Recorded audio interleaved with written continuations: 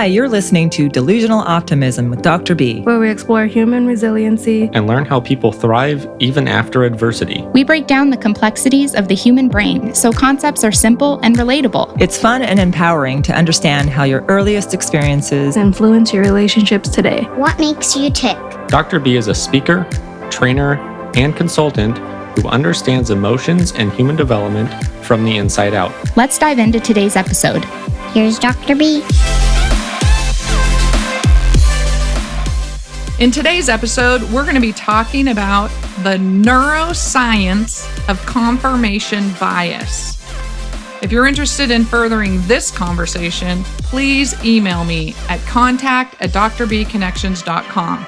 Or if you want to know more about me or to book a training, go to my website at www.drbconnections.com. This episode was recorded on May 15th, 2020 during a Facebook Live series. Without further ado, let's kick it over to the episode.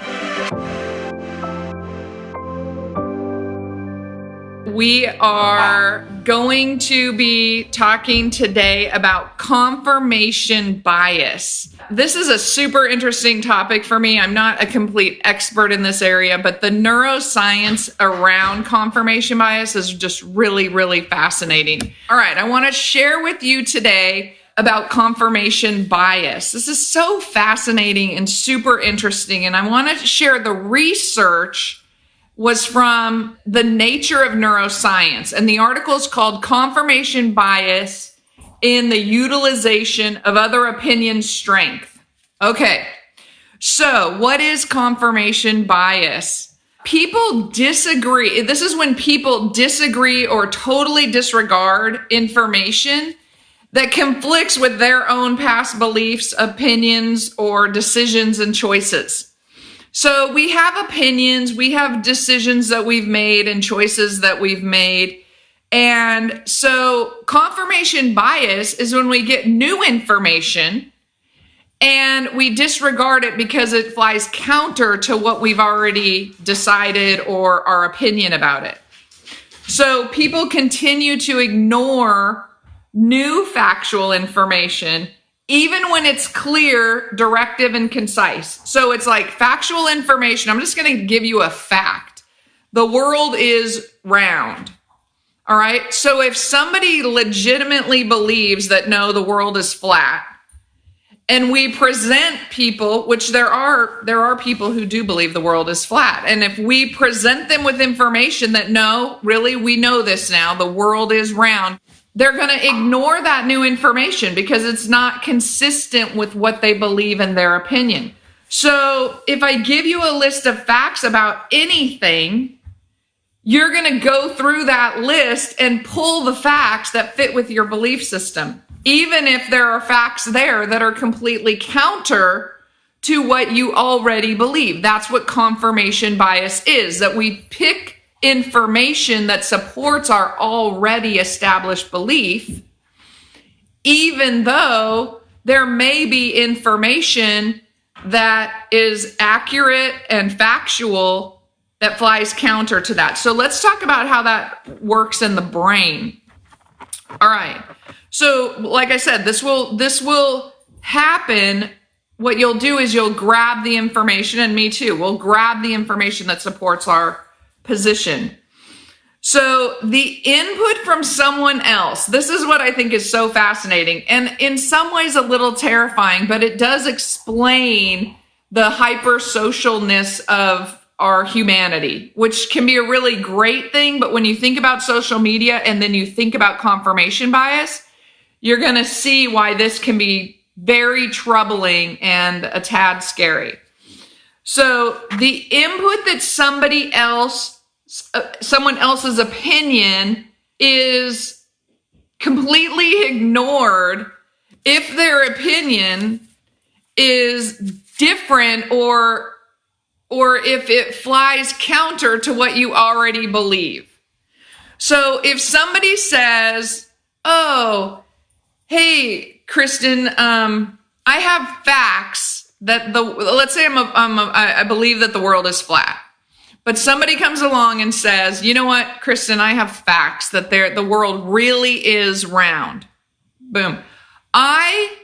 Because of confirmation bias and because I'm not going to take on somebody else's information in that situation, and there's going to be very low activity and energy in my brain to activate any information that contradicts what I already believe and know to be true, that the world is flat. All right, now let's flip that over. Let's say somebody comes along and they're like, Kristen, guess what? The world really is flat, and here's why, and here's some information, check it out.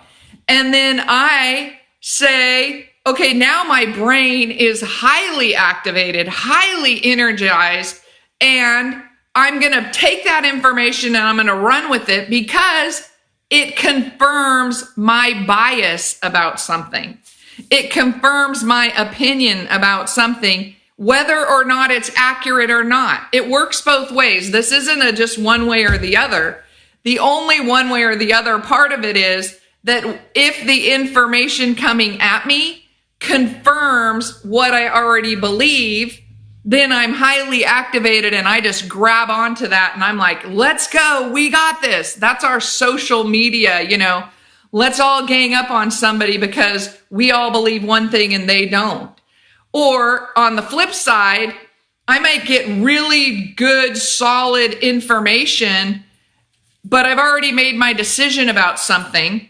I already decided to buy a house, and then I find out, at the day it's closing escrow that the foundation has a crack in it. Okay, that's a pretty big piece of information. But in theory, what confirmation bias would do, if I really love this house and I want this house, I've committed to this house, it is my house, I'm going to be like, oh, it'll be okay. I'm going to ignore that information because it doesn't fit with my previous decision, even though that information is factual and probably going to potentially create a detrimental situation down the road. Now, imagine this is happening with decision makers. So like real decision makers, think about politicians and law enforcement and people in powerful positions. If they have an established opinion about people, race, politics, any social issue in our world, if there's an already established position, how do we ever really make significant changes when confirmation bias is a real thing? Like, it does exist. How do we do that? That's a question.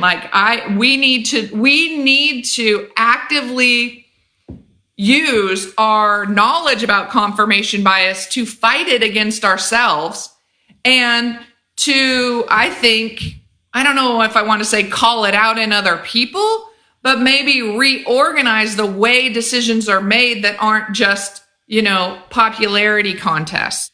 If information shared reinforces a decision maker's belief, then there's this intensity in brain energy. I already shared that. Because you get that hot, you get that like, oh yeah, I'm right. That's super cool. The impact of another person's opinion is powerful. If somebody comes along and says, hey, the foundation on your house that you're moving into today is cracked, then, and I don't want to believe that, I'm going to just kind of go, yeah, whatever. But if somebody else comes along and says, oh, don't worry about it, it won't be a big deal, it's fine. People have cracked foundations and it's not a big deal. Well, a cracked foundation is a big deal. But if somebody comes along and says to you something that you want to hear, you're grabbing onto that and you're like, oh no, it'll be fine, I'll deal with it later. Yeah, that's a terrible idea. But this is confirmation bias, and it can happen in situations that are this is a very individualized sort of situation, this foundation idea. But think about it in terms of our social political environment, school environments, all sorts of environments where this plays out. So so people discount facts that undermine past decisions or choices. So maybe I've made a bad decision before in my life. And instead of, okay, but I don't know that it was necessarily a bad decision. But I'm going to discount facts later on related to that choice because, again, that's confirmation bias. It confirms that I was right, not what the right information was. So there's a guy named Montague and his researchers, and they're the authors of this research that they did that found that bias impacts, this is not a shocker, politics, science, and education. So they did really interesting research around pairs of people who were playing a real estate game. And when somebody was there to reinforce their decision, then they made they took bigger risks in their investments when somebody was there reinforcing that decision that they were going to make. But if somebody was there with contradictory information, like, oh, hey, your foundation of your house, you probably shouldn't do that, then they sort of ignored that information if it didn't match up with what their already established position or opinion was. So that's kind of, it's interesting, but it's not necessarily relevant to the carrying out of this in our lives, in our children's lives, and what we're thinking about. So the brain fails us because it fails to use information when it's contradictory to what's disconfirming. So it's when our brain fails us, when it doesn't allow us to take into account new information in a reasonable way to balance that information against other previous information that we've had. There's an auto bias there already.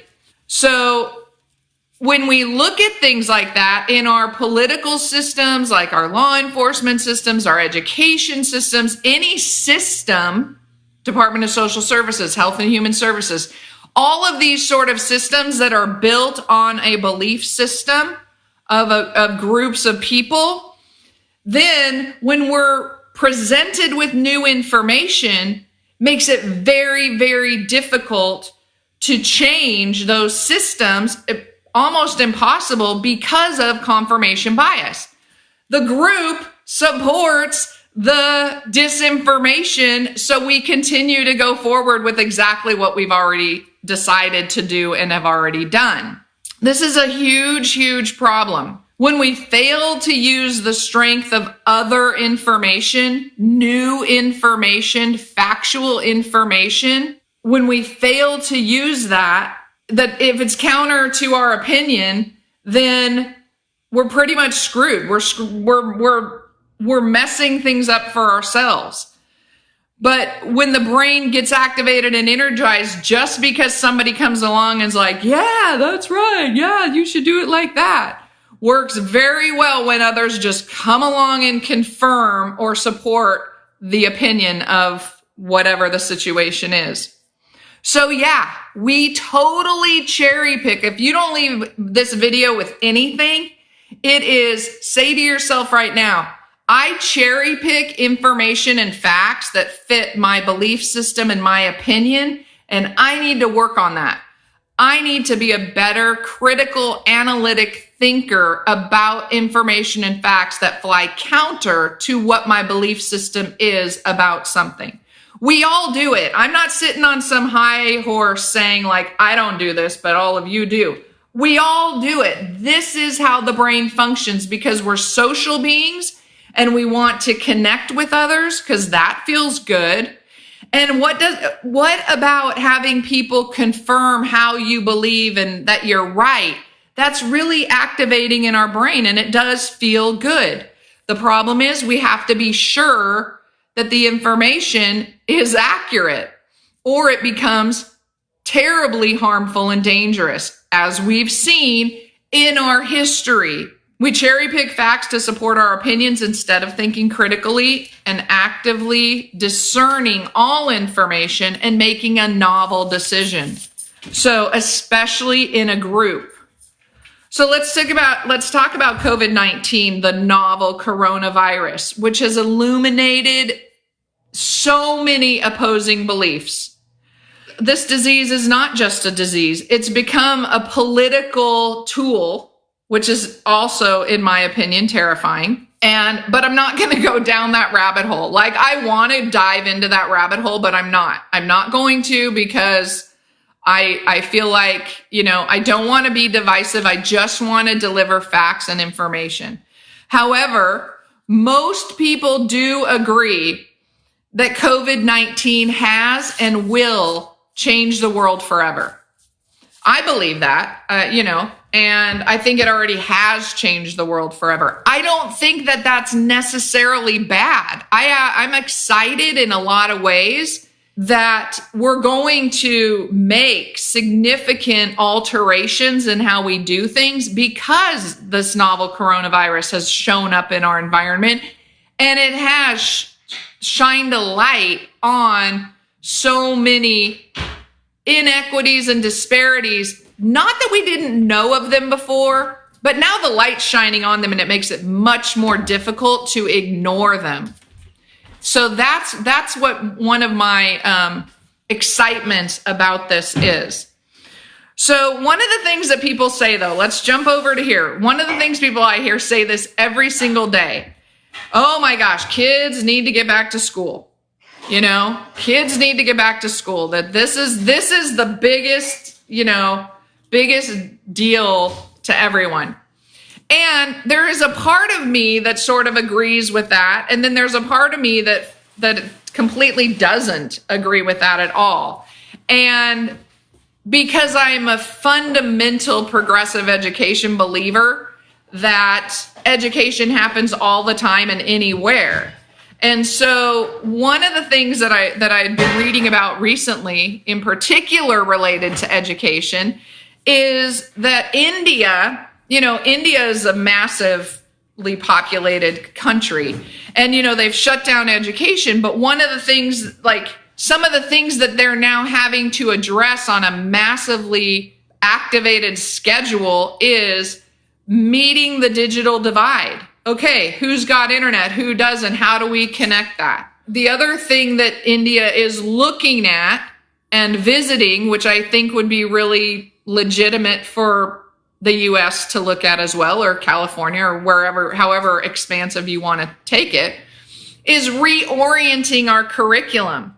We know every single episode I do is about how the brain works and how we manage and use information in order to make our lives better, effective, fair, enriching, all of those things. So maybe it's time to reorient our curriculum to be matching of what we know about how the brain works and how the body works, how the social emotional impact of experiences has on our health and our well-being. And we become more focused. We are a more focused world today.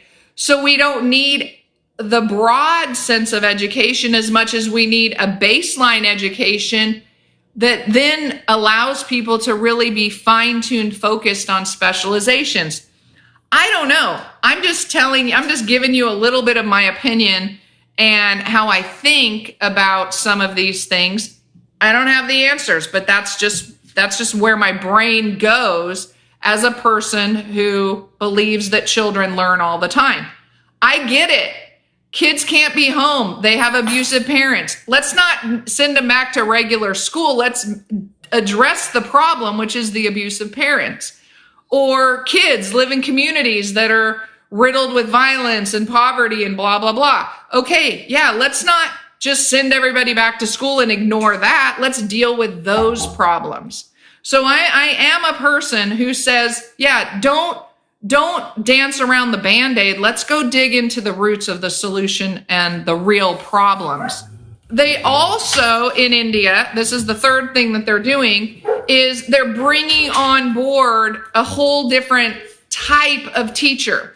We have this teaching system that says, okay, you have to do this, this, this, and this in order to be a teacher. And I agree with that. Like, I think there need to be fundamental baseline content and material that people use and learn to become a teacher.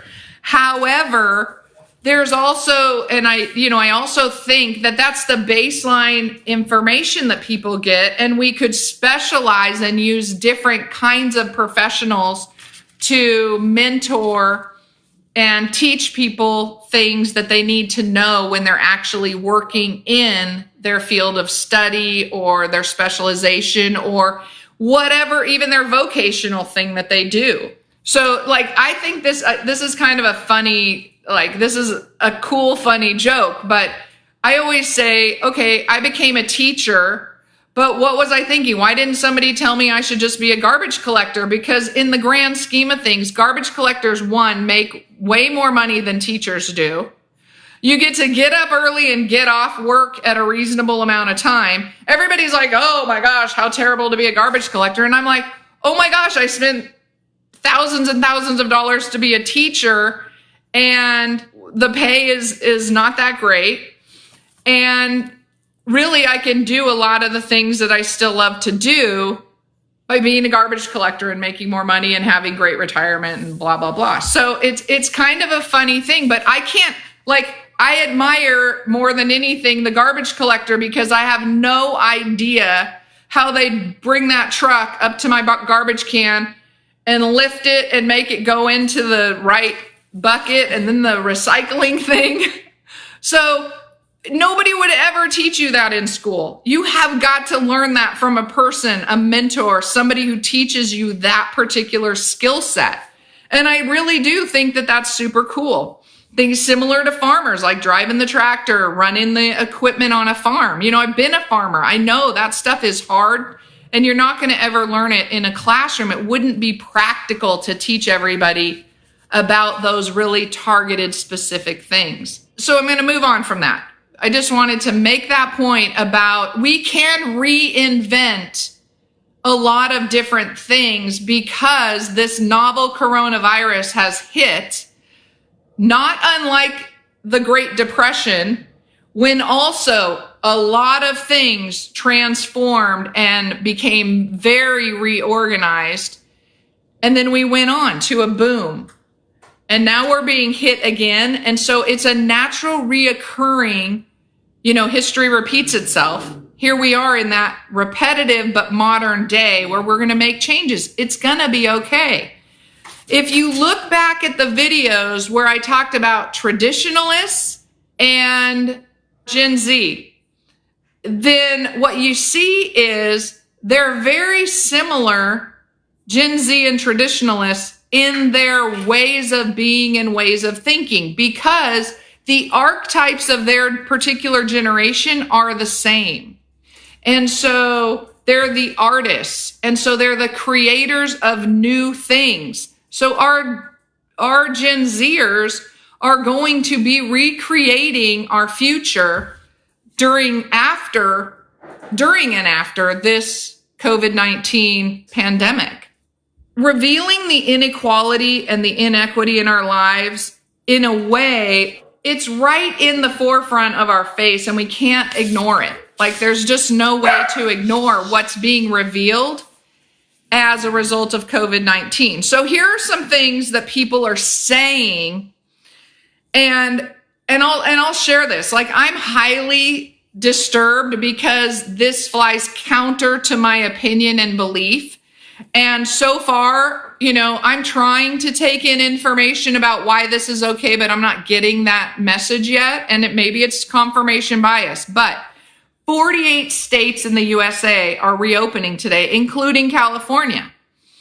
And based on all the information that I have learned up to this date, that idea flies counter to what I believe as factual information related to this particular disease.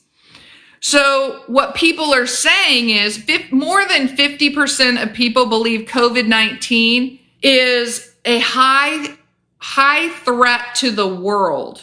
All right, so that means more than half the people in the world believe that COVID-19, the novel coronavirus, is a high threat to the world.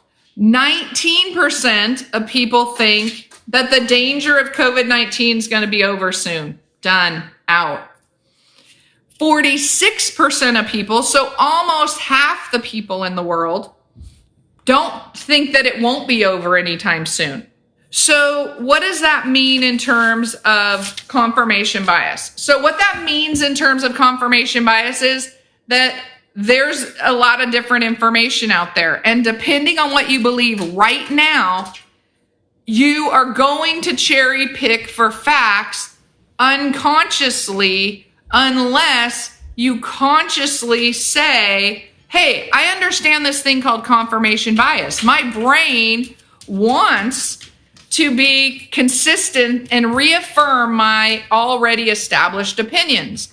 However, I need to slow my brain down and use the critical thinking parts of my brain that allow me to give the same weight to all the facts and maybe consider making a different decision.